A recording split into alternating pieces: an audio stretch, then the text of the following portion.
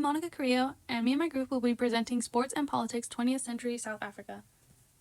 The combination of systemic segregation within South Africa and concerted international pressure fundamentally politicized sport by making it an extension of the apartheid state's racial policies. Although racialism in South African sport predated apartheid legislation, the rise of the National Party government in 1948 critically defined the issue through law.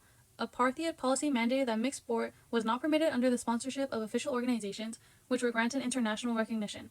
This meant no open trials could select the best sportsperson from the entire community. Instead, competition was limited to only whites. Even before 1948, the practice of racial exclusion was firmly rooted, particularly stemming from the arrival of the British. The government's insistence that sport adhere to the wider policies of apartheid by rejecting mixed racial trials effectively made racial segregation an official political requirement for sports organizations. The racial struggle against apartheid sport began in the 1950s, led by organizations like the Anti-Apartheid Movement and the South African Non-Racial Olympic Committee, established in 1963. The International Olympic Committee was a primary target. South Africa was barred from the 1964 Olympics and expelled from the Olympic movement entirely in 1970 due to apartheid policies. International condemnation solidified through key governmental and international resolutions. Governments, international political bodies, and governmental alliances explicitly treated sport as a political tool to fight apartheid, primarily by instituting official boycotts and sanctions, formalizing a policy of international isolation, and leveraging participation in global events to pressure the South African regime. In 1977, the Commonwealth heads of government adopted the Gleneagles Agreement, which recognized that sporting contacts with South Africa tended to encourage the belief that they are prepared to condone this abhorrent policy. Committed member states to take every practical step to discourage contact or competition with South African sporting organizations. The global opposition formalized through significant diplomatic measures. The struggle against apartheid sport was integrated into the broader liberation movement, with the ultimate goal being a radical socio-political change in the country. The Olympics became a critical political stage. The Olympics barred South Africa from participating in 1964 due to apartheid, and as pressure culminated, it led to South Africa's expulsion from the Olympic movement entirely in 1970. The threat of a boycott by 32 nations forced the International Olympic Committee to act, demonstrating the political power of mass government withdrawal. Governments exerted internal political pressure regarding tours involving South Africa. Domestic protests influenced the union to cancel a tour, effectively turning a cultural exchange into a political failure for the apartheid regime. The apartheid government explicitly structured society, including sport, through legislation. As international pressure mounted, the apartheid regime responded with cosmetic reforms of the apartheid system, such as introducing a multinational or otherwise multiracial sport policy backed by expensive propaganda. The International Olympic Committee's pragmatic approach in the early 1990s, led by President Samaranch, was criticized by some non-racial sports proponents for relying too much on politicians rather than on sports organizations, suggesting the political goals of the African National Congress for a swift return to the global stage prioritized over the long-held anti-apartheid sports principle of no normal sport in an abnormal society.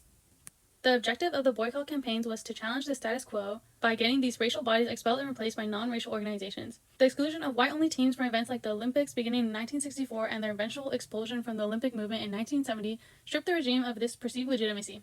Foreign teams that continued to engage with apartheid sport provided added encouragement and stimulus to racialism, and impeded the efforts of anti-apartheid sportsmen inside the country. The mounting pressures from the boycott forced the regime to respond with cosmetic reforms like introducing a multinational or otherwise multiracial sport policy, often accompanied by expensive propaganda to signal change without dismantling the underlying system. The sport boycott campaigns were far more than symbolic acts. They actively encouraged South Africa's oppressed communities by validating their struggle and simultaneously attacked the apartheid regime's legitimacy by stripping away its international respectability and isolating its racial policies from the world. The boycotts demonstrated to the oppressed majority that their efforts to promote non-racial sport were supported globally. This international validation countered the regime's internal propaganda and gave hope to people. The activists organizing against apartheid recognized that because racial discrimination was woven into all aspects of South African life, including sport, the struggle for non-racial sport was intertwined with the fight for political liberties. Campaigns like the cancellation of the 1970 all-white South African cricket tour in Britain showed activists in other parts of the world that it was possible to stop official contact with apartheid. All right.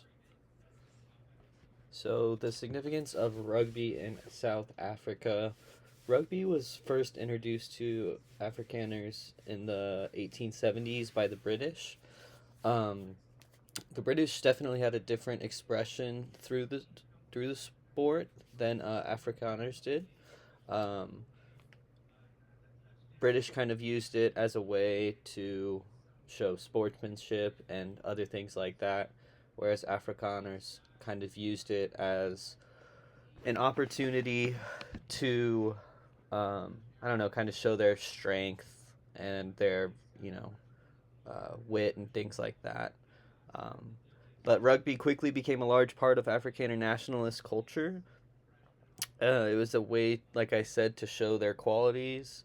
Um, and in a lot of ways, South Africa's national rugby team, the Springboks, which are on that left picture, bottom left picture, they embodied the values of the apartheid state, which is that government, the white minority government that we've learned about. This was a pretty telling quote. Says surveys of white South Africans in the early 1990s showed that many were willing to give up the flag and the anthem, but very few would relinquish the Springbok. So that's to reference to when apartheid was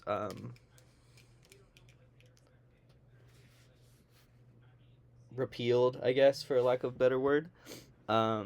And to kind of just show how significant rugby is in South Africa.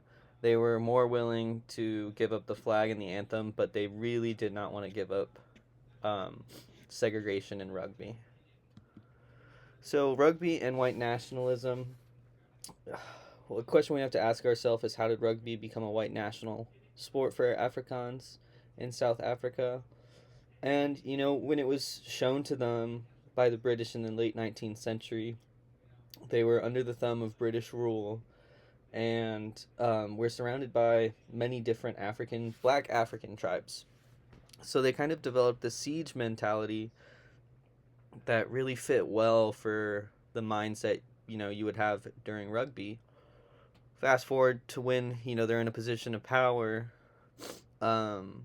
it kind of showed it was a game. Rugby was a game that was viewed in a very explicitly nationalistic and ethnic term.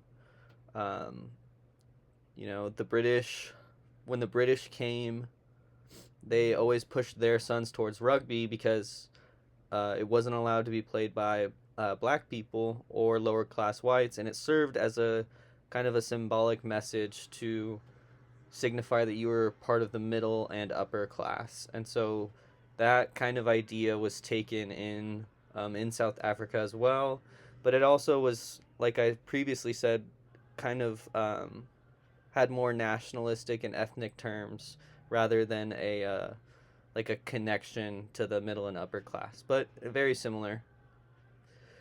As I said last slide, it gave them opportunities to show the qualities of ruggedness, endurance, forcefulness, determination. All right, and so this is just, I'm not going to watch this because I don't, you can watch it if you want. It's a phenomenal little quote, or a little video talking about when Nelson Mandela, in 1995, I believe, wore a Springbok jersey to a South African rugby team, and how it was just, he was so emotional, and because of how powerful it was of a scene to see someone like Nelson Mandela wearing a Springbok jersey that represented a lot of negative feelings and negative actions towards black people in South Africa, as a way to kind of, reconciliation and moving on and all that stuff. And so I thought that was pretty interesting. Soccer as a resistance tool in apartheid South Africa. Soccer was introduced to South Africa by American missionaries in Natal. The Ifafa mission became the birthplace of African soccer. John Dube, the first president of the ANC, supported the spread of soccer by founding the Ilanga Lasa Natal in 1903. The Ilanga Lasa Natal was an influential African-language newspaper that was the first to give Black South African soccer a public platform and connected its clubs and associations to African activism. From 1971 to 1977, the National Professional Soccer League was a segregated league for the Black South African teams. This was then replaced by the NSL, the National Soccer League, in 1985, which was a soccer league that was formed in resistance and worked in accordance with the anti-apartheid principles. The matches within the NSL allowed large crowds to gather, which fostered the ability to express identity and community in resistance to isolation policies imposed by apartheid. On the left is a picture of the Kaiser Chiefs football team that played in the Premier Soccer League, which replaced the NSL in 1996 as the highest level of club soccer in the country. The replacement was a political movement that represented the end of the apartheid era to a new league, which was unified and democratic. Darius Delomo. Darius Delomo is one of the few South African soccer players who represented and broke down barriers. Born in Durban, an urban area in 1931, Darius was introduced to soccer as a pastime game the kids played. Soccer was associated with the working class because it was cheap and accessible, which is why Darius Delomo stated, "We started playing soccer because our parents couldn't afford buying shoes. It was one of the sports we could do without having to pay any money." At the young age of 16, he joined the Bowmanville City Black Club in 1947, which kickstarted the beginning of his professional career. He played for them during the Morocco Baloyi Cup in 1947. International pressure and the power of soccer. During apartheid, soccer became more than just a sport, but a weapon in defense to apartheid. Soccer became a space where people could unite to survive against the state of oppression in which they lived in. Because apartheid violated human rights and the global sporting principles, South Africa was banned from the Olympics in 1964 and in 1968. The turning point away from apartheid was represented by the creation of the South African Football Association in 1991. It was the first integrated South African team which was finally admitted back into FIFA. In 1996, South Africa hosted and won the Africa Cup of Nations. This win symbolized the perseverance of Black pride and the unification of a divided nation among all. In the images of this slide, we see Mandela presenting and with the team winning the trophy. Mandela was a president of a newly democratic South Africa, and only 2 years after the end of apartheid, we see South Africa winning not just the trophy, but victory in a long fight against apartheid.